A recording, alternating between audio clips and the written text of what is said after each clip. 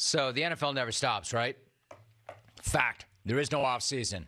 No sooner than the draft had ended than this bomb dropped. Quote, DeAndre Hopkins of the Arizona Cardinals has been suspended without pay for the first six games of the 2022 regular season for violating the NFL policy on performance-enhancing substances. Hopkins is eligible to participate in all preseason practices and games. He will be allowed to return to the Cardinals' active roster following the team's sixth regular season game. End of announcement. Boom. What that is a nuke for nuke. So naturally, the first question is exactly what did he test positive for? And there was that tweet circulating that he had tested positive for 3 different anabolic steroids and beaver tranquilizer. That's not true. First off, that's a reference to the movie Dodgeball, and which I know Ritz saw. Ritz starred in that. Ritz saw it. A low-grade beaver tranquilizer. And a low-grade beaver tranquilizer. Secondly, according to the league, he's tested positive for a prohibited substance and a diuretic or a masking agent. So what I'm saying to you is no beaver tranquilizers. Low grade, high grade, medium grade. No beaver tranquilizers. Therefore, I do not need to hear from Garv about testing positive for the beaver tranquilizer. See what I did there? See what I don't want you to do there? I do not need to hear from Garv about testing positive for the beef. Now, if you were surprised by DeAndre Hopkins testing positive, you were not nearly as surprised as DeAndre Hopkins himself. His brand manager texted Adam Schefter to say that a test in November returned, quote, trace elements of a banned substance. It went on to say, quote, DeAndre is committed to demonstrating that he did not knowingly take a banned substance.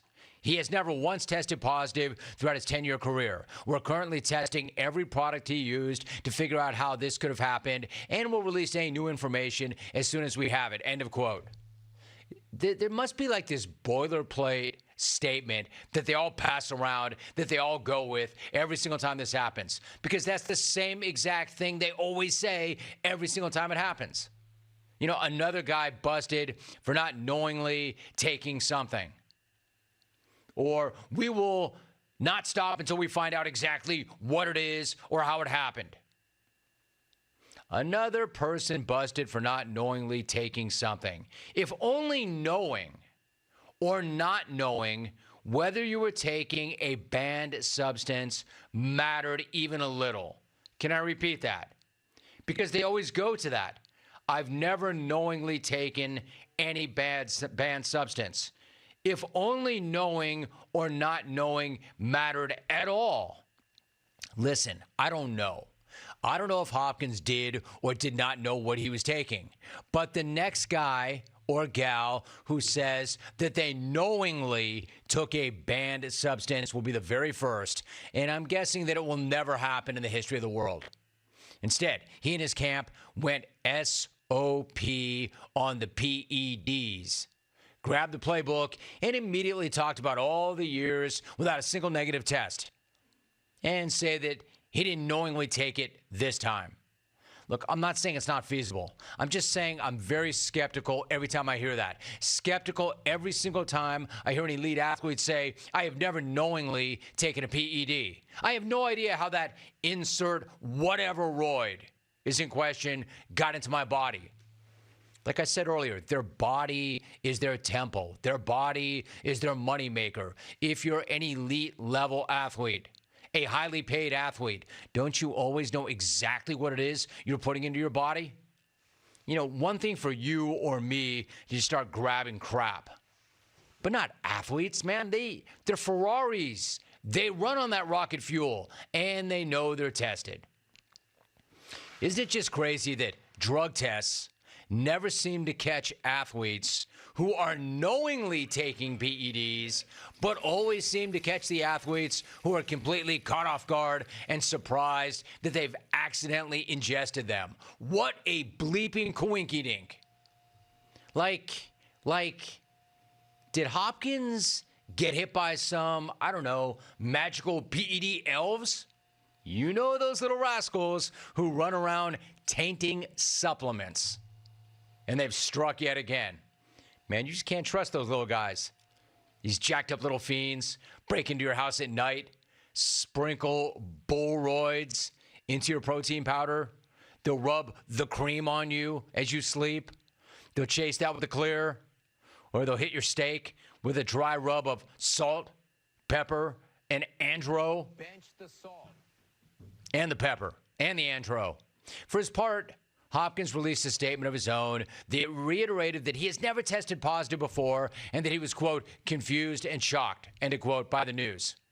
Quote, I am very mindful of what I put in my body. I have always taken a holistic approach, so I am working with my team to investigate how this could have happened. But even as careful as I have been, clearly I wasn't careful enough. He went on and said, quote, I fully intend to get to the bottom of this. As soon as I have more information, I will share it. End of quote. That's awesome. I hope he does get to the bottom of it. Yeah, call me skeptical, but a guy testing positive for PEDs and then pledging to investigate it and get to the bottom of it sounds a hell of a lot like Oj looking for the real killers on the golf course. Needs to be stopped. Of course, Oj never found them. And I'm guessing Hopkins is not going to find the ones who slipped him the tainted beef. Listen, athletes testing positive does not shock me. Given the risk-reward scenario, athletes will always look for that edge and always assume the risk. PEDs can make good athletes great athletes. Great athletes, Hall of Fame athletes, and Hall of Fame athletes, GOATs. Oh, and one more thing. They can make them rich as hell. All of that. And then what happens if they do get caught? Almost nothing compared to everything I just mentioned. And yes, one of the first things I ever said the first time I cracked open a microphone and got on the radio was, if you're not cheating, you're not trying, and it's only cheating if you get caught. That's me. I didn't make that up, but I've always said that. I mean, for decades. True. Except he did get caught. And if I'm the Cardinals, I'd be worried. If I'm the Cardinals, I'd actually be pissed. Because unless something changes, Hopkins is not going to be on the field for the first 6 games. And no nuke is a nuke for the Arizona Cardinals. No nuke is bad nuke for the Arizona Cardinals. They're not the same team without this guy. Kyler Murray is not the same quarterback without this guy. We saw that team and we saw that quarterback with Hopkins, and we saw them without Hopkins. With him, they actually look like the team to beat in the NFC. With him, Murray looked like an MVP candidate. With him, I would show up on the NFL Today on CBS and say these things, and Boomer Esiason will laugh in my face. And now my man Boomer's got the last laugh. Even if he's not going to pile on, he will. What's up, Boomer? That's my guy right there, Boomer Esiason. Anyway, without Hopkins, they were a team eking out a playoff berth only to get hammered. And I hate to say it, but Kyler Murray was just a guy. That's how important Hopkins is to this team and to that offense. That's how important he is to the QB1. And that's why I would be very concerned and even pissed if I'm the Cards. Yes, Hollywood Brown is going to help. Good thing they've got him. But he's not Hopkins. Almost nobody is.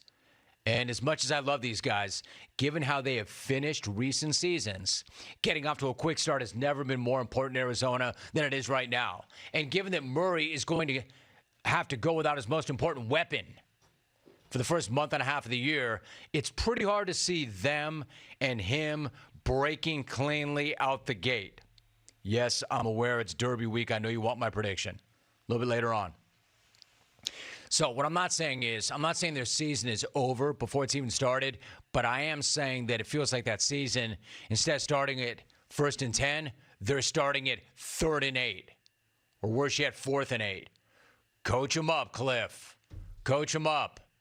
Yo, D, credit for the holistic approach, because that is a new twist. But if you and your investigative team don't get to the bottom of this, might I suggest a strategy change? Do what I talked about earlier. Dust off the old Andy Pettit game plan. Is this on? I know I don't talk to the media very much. I know I don't really talk to anybody very much. Yeah, that positive drug test that I was confused and shocked about. Yeah, not confused and definitely not shocked. No, what that was I didn't take the PEDs to gain an edge on anybody. I would never do that. I want a playing field that's level and even. No, what I did was I did do it, but only so I could get back with my teammates and do my job and rejoin the fight. I just wanted to be there for my teammates. I love them. And do my job. Like, you guys all have jobs, right? You guys have bills to pay, mouths to feed. You got to punch the clock, right? You never want to let your coworkers down. Never. So if I'm sorry for wanting to heal more quickly. Oh, and speaking of heal, how about them Tar Heels taking down Duke on Coach K night and then knocking the life out of them in the Final Four? Oh, and speaking of life, I want to be an Arizona Cardinal for life. I love it here. Thank you very much, and good night now.